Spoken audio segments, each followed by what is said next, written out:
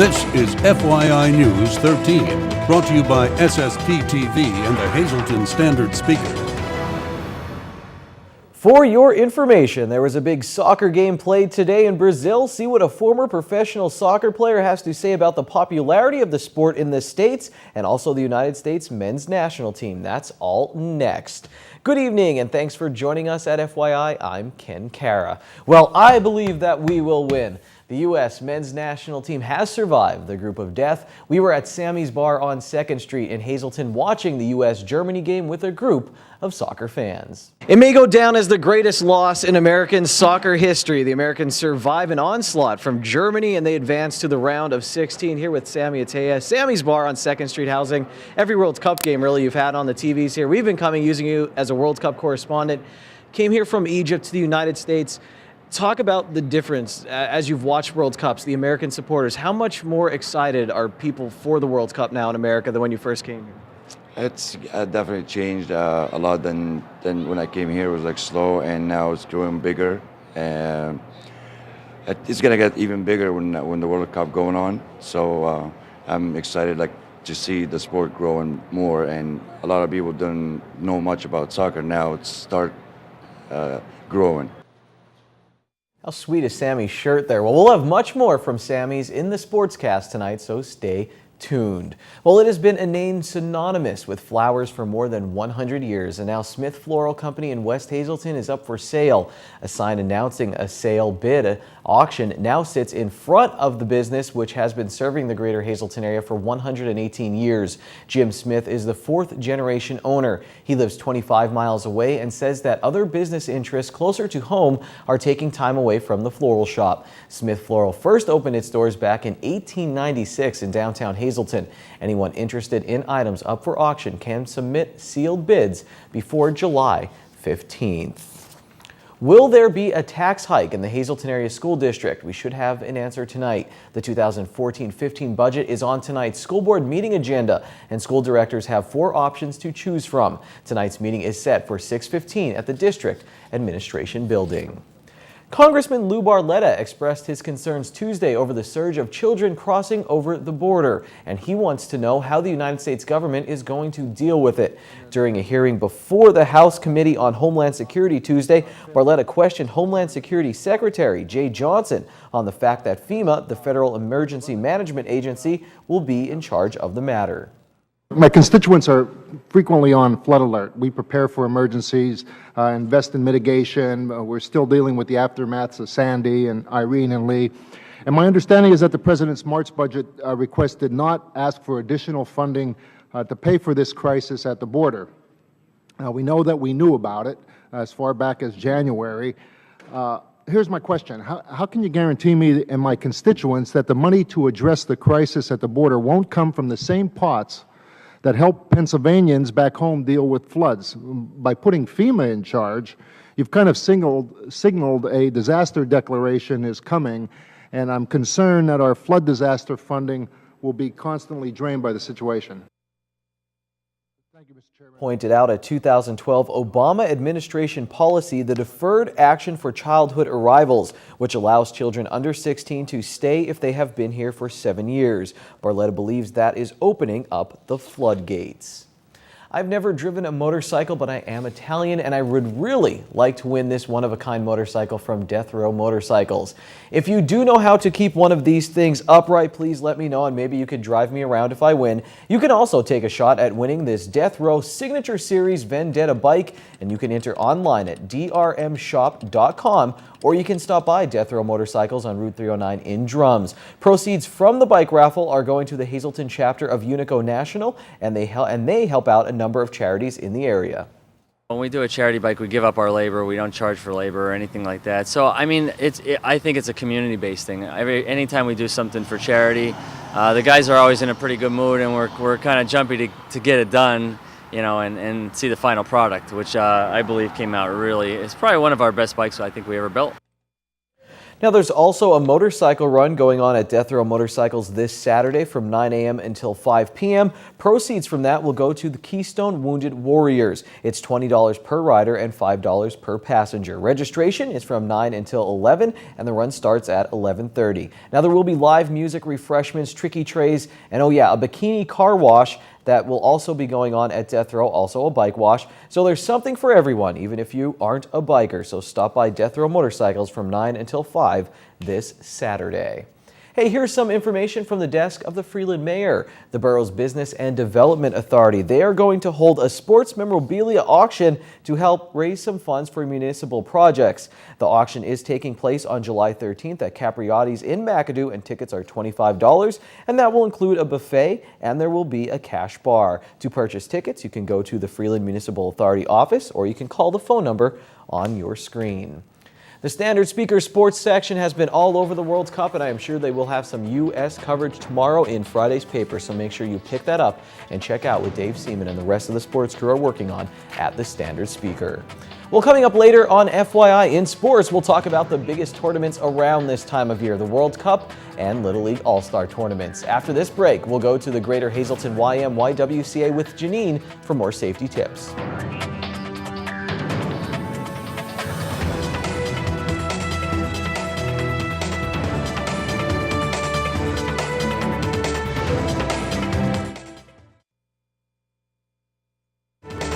This is FYI News 13, brought to you by SSP TV and the Hazleton Standard Speaker.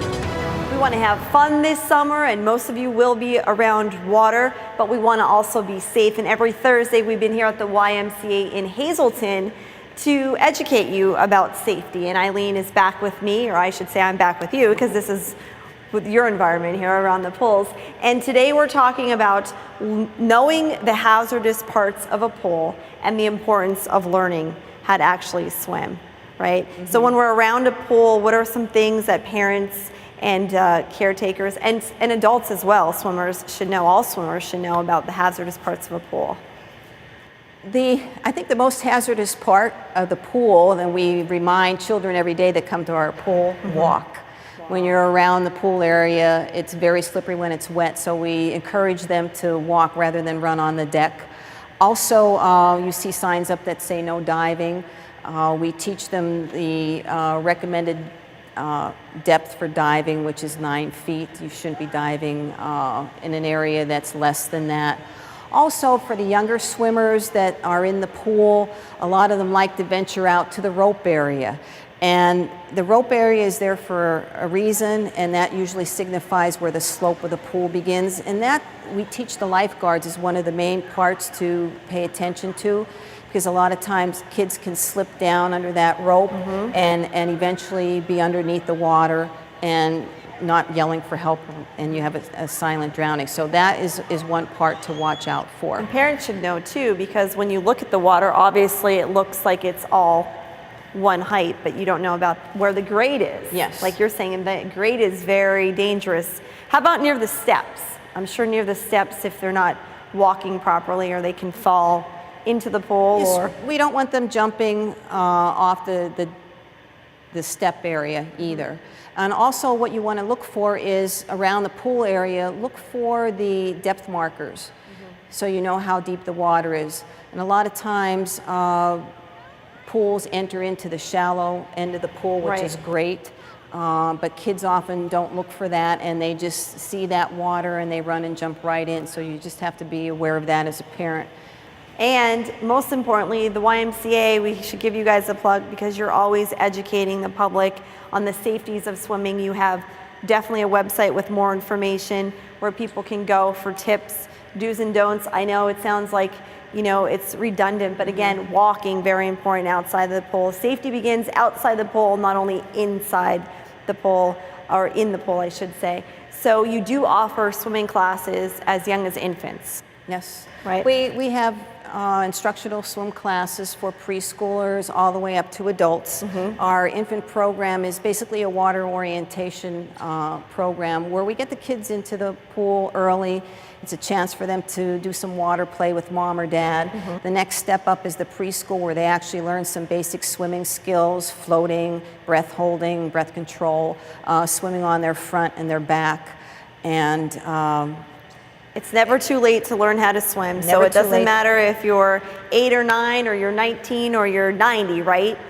The oldest swim student I had was 88 years old. Okay, so have fun this summer, but do it safely. Again, we're here at the YMCA every Thursday, teaching you how to stay safe in this beautiful summer that we're having. Time now for FYI News 13 weather. Is it time to talk about soccer again? No. Okay, we're doing weather. Here we go. This is our weather shot today. Nice shot. Downtown Hazleton ends up being a nice day after storms moved through the area. Heavy storms last night. Let's take a look at our forecast from the National Weather Service. Tonight, mostly clear. We will go down to 58 degrees. And on the extended forecast, Friday now, there is a chance of showers, 20% chance, but it should be a mostly sunny day, high at 79. The low on Friday night will be 63. Saturday looks like a very nice day, the high temperature 81 on a mostly sunny day. Saturday night, the low is 59. For Sunday, another nice day, mostly sunny, a little bit cooler than Saturday, then Sunday night, mostly cloudy as we dip down to 61. On Monday, 40% chance of showers and thunderstorms. The high is 80 degrees, and Monday night, a chance of showers and thunderstorms, 30% as we go down to 64 degrees. Tonight's weather is brought to you by Valley High, the area's oldest ice cream and fast food restaurant. Stop on in for a cold treat including our ice cream and yogurt, or some hot food including our burgers, hot dogs, fries, and much more. That's Valley High, Route 93 in West Hazleton. Treat yourself today. For more than a decade, the Hazleton Area School District has been serving up summer lunches, and this summer is no exception. Breakfast and lunch, I should say, in some instances. Here to tell us all about this wonderful program that is free to the public is Barbara Farley, who is the Food Service Director for the Hazleton Area School District. Barbara, how's it going so far? It's been fantastic. We started on Monday. We served probably close to 600 meals every day since Monday. The program will grow, and by the end of the program in August, we anticipate probably close to 1,000 children a day will participate. Now, there are lunch at many sites, but breakfast only at 2 sites, so tell us about the differences. We have breakfast is available at West Hazleton Elementary Middle School and Heights Terrace Elementary Middle School from 8:30 till 9:30 at those 2 buildings. So if anyone would like breakfast, they could get breakfast at those schools. Lunch times vary at all the different site locations. West Hazleton and Heights Terrace, as well as the 9th grade center, will offer hot lunches also. So we have hot sandwiches along with the cold choices there. And the difference being with the school district sites, Friday, it changes. Right. On Friday, there is no meals at any of the schools. The schools are closed on Fridays. We still do provide meals at the parks and playgrounds. So if you can't make it to a school on Friday, then you can surely go to one of the parks or playgrounds for a cold lunch. Now, somebody who's watching right now says, I don't know if I'm eligible. Who is eligible? Any child under the age of 18 is eligible for the program. They do not have to be a member of our school district. It's just any child from 0 to 18 can attend. And no income guidelines? There are no income lines. Everyone is free. It's a federally and state reimbursement program. It's run nationwide, and we get a lot of participation. It's a great program. And we are at the Pine Street Playground in Hazleton today, and already you're seeing a big jump. You ran out of some lunches yesterday. Yeah. Yesterday we planned for 75 children and we ran out. So today we're looking at 95 to 100. So it's a busy site with a lot of kids and a lot of participation. And if anybody wants any more information, should they go to the website? They can absolutely go to the Hazleton Area School District website, and all the information is listed under food service. Or you can call our office at 570-459-3111, extension 3131. All righty, so check it out, and we have the list up on your screen as well as to the many places where you can get both breakfast and lunch. So come out and enjoy a good meal courtesy of the Hazleton Area School District. Reporting for FYI, I'm Lisa Sugart. Thank you, Lisa. And now here's what's on tonight's community calendar. Saturday from 9 a.m. until 2 p.m., the Partysville Recreation Association will have their playground flea market. There will also be a bake sale and refreshments available. Now, if you want to take part in the sale, it's $10 for a space, and you can call 455-3047 to do so. You can also drop off items for their rummage sale at the playground. The rain date is set for Sunday. And now, here's your midday winning Pennsylvania lottery numbers. The daily number 189, the big 4 9401, Quinto 55135, Treasure Hunt 8, 11, 12, 22, and 30. Next, we go back to Sammy's Bar for World Cup reaction in sports. We'll be right back.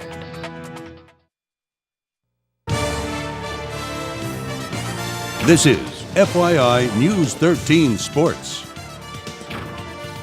Back at Sammy's Bar on 2nd Street in Hazleton, just finished the World Cup game. The U.S. losing to Germany 1-0, but they advance to the round of 16 thanks to Portugal beating Ghana 2-1. So Germany wins the group. The U.S. finishes second. Sammy, what did you think of this game? You said against Portugal, the United States may be a little bit too aggressive. How did they hold up against a very good German team? They did very good, but Germany was a better team today. They deserved the win, but fortunately for us, we advanced the second round, and hopefully we'll get even better and be aggressive. And because second round is going to be dangerous, like win or go home. So they did well, but like Germany was a little bit better than the U.S. today.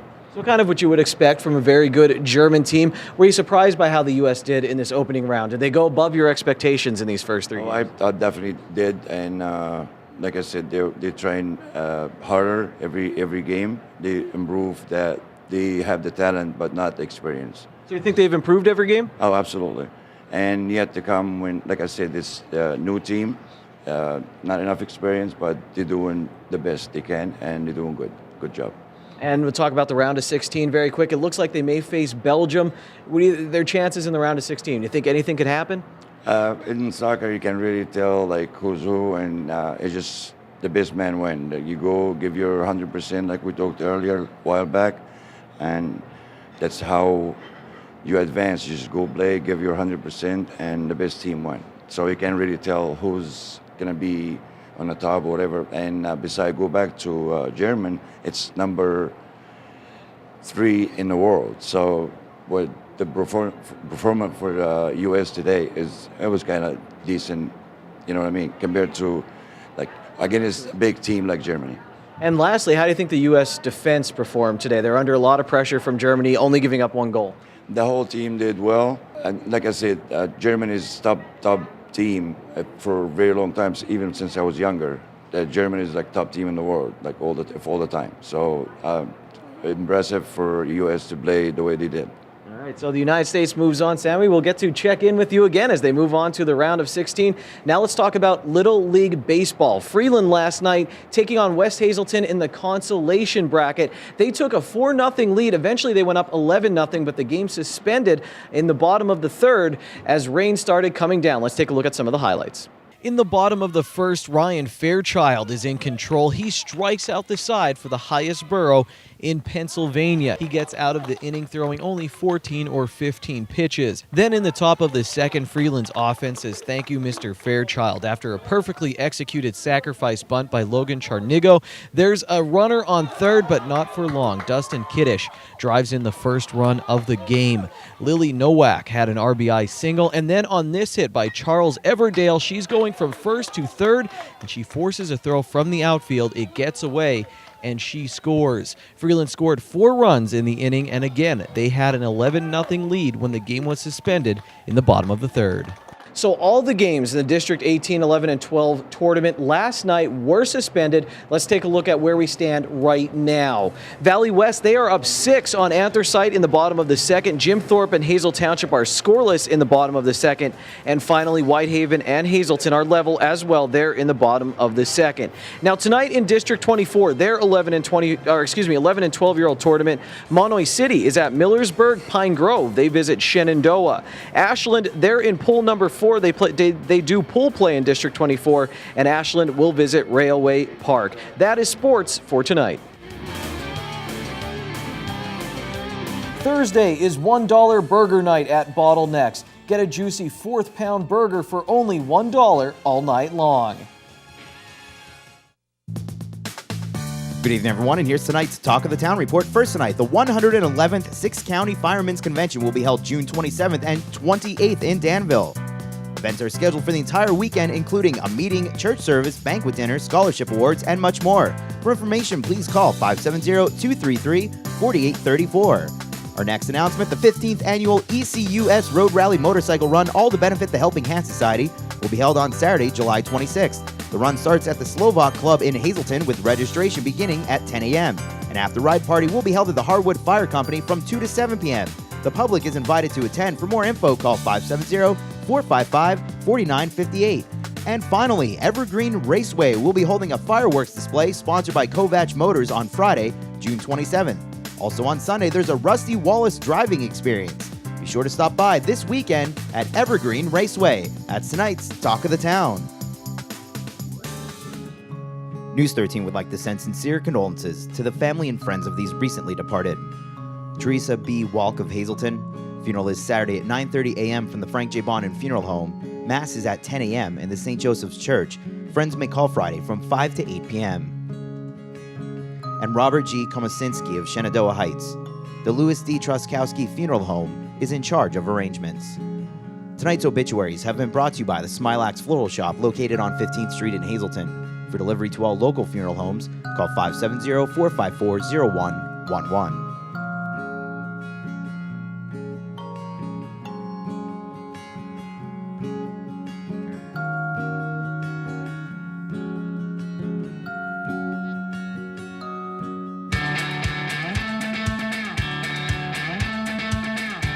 Landscaping adds beauty to your home and neighborhood, but did you know it can also make your home more energy efficient?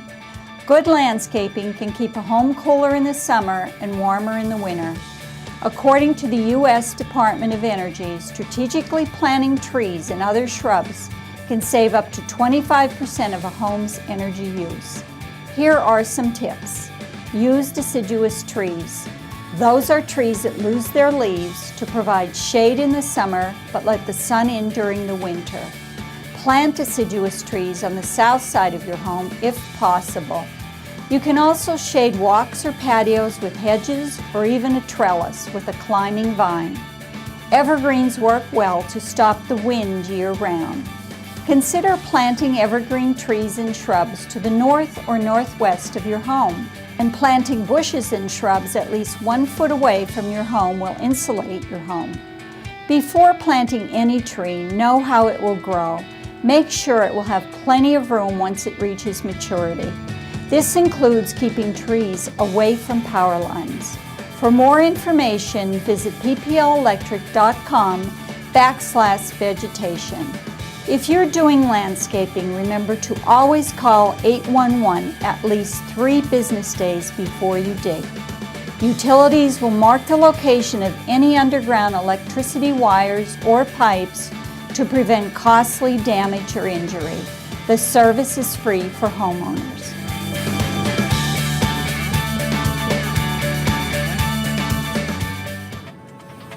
Attention pay-per-view subscribers, if you see your name right now on News 13, you'll have 13 minutes to call in and win a free movie from Service Electric Cablevision. Our winner tonight is Joseph Kanenitz Jr. of Ashland. Joseph, if you're watching, give us a call right now, 570-459-9813 to win your free movie. That is it for FYI today. Thanks for joining us. The U.S. through to the round of 16. We will see you on Friday from our news and sports. Until then, take it easy, everyone.